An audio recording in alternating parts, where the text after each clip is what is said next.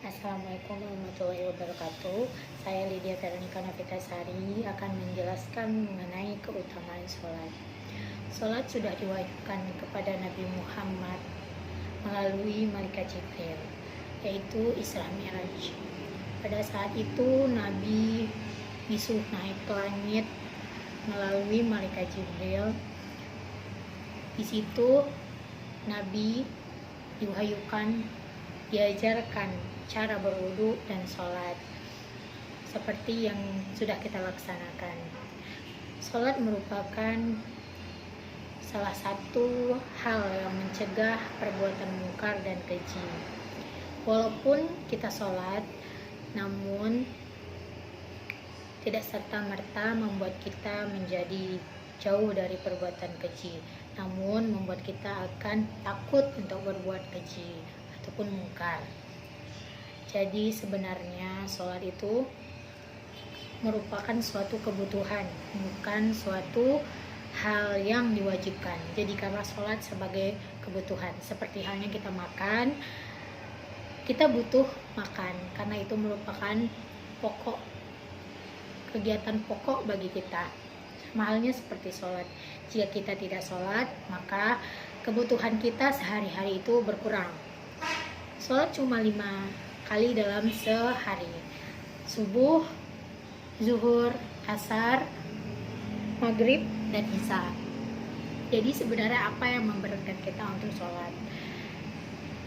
Saya sendiri sampai saat ini masih membaca cara tuntunan sholat, sebab saya pernah mendengar waktu kelas 2 SMA bahwasanya ada seseorang yang hidup selama 60 tahun namun sholatnya tidak diterima. Itu karena tidak sempurnanya sholatnya. Oleh karena itu selagi kita masih hidup, kita terus belajar bagaimana cara menyempurnakan sholat, bagaimana cara menyempurnakan membaca bacaan sholat. Seperti Al-Fatihah, itu merupakan hal yang wajib di dalam sholat kita baca. Lafaz Al-Fatihah, surat Al-Fatihah haruslah pas sesuai Al-Quran. Kita pun harus belajar membacanya, dari Bismillahirrahmanirrahim, dari tajwidnya.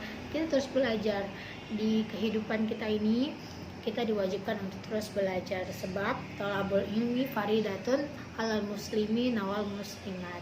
Bagi setiap yang bernyawa itu diwajibkan bagi mereka untuk menuntut ilmu, tidak terkecuali itu yang tua, yang sudah uzur, apalagi yang kita masih muda. Jadikanlah sholat, jadikanlah menuntut ilmu itu suatu kebutuhan. Tidak ada kata terlambat untuk belajar.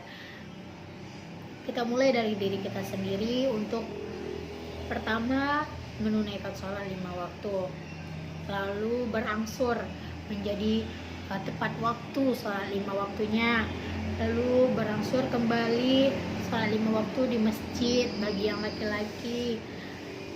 Lalu setelah sholat wajib sudah kita sempurnakan, lalu kita lanjut sholat sunnah, amalan-amalan sunnah yang kita lakukan.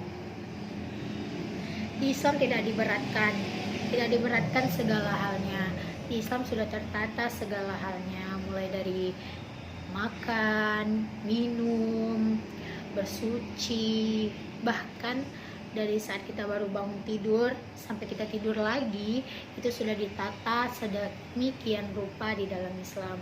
Islam merupakan agama yang sangat indah, agama yang toleran, agama yang mengajarkan kita untuk terus belajar setiap harinya. Jadi bagi kita yang masih muda diwajibkan untuk terus belajar bagaimana cara sholat yang benar.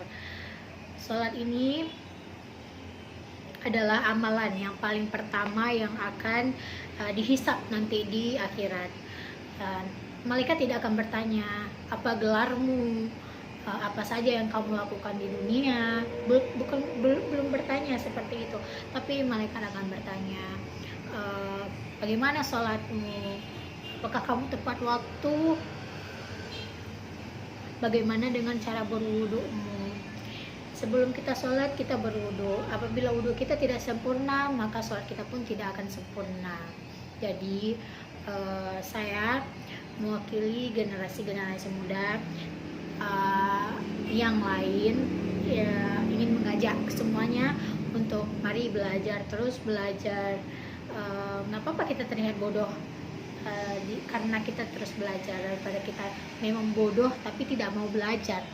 Jadi mari kita gali terus agama kita, terus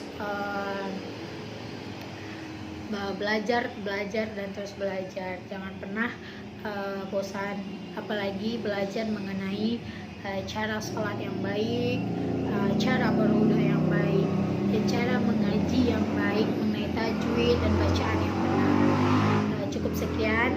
Assalamualaikum warahmatullahi wabarakatuh.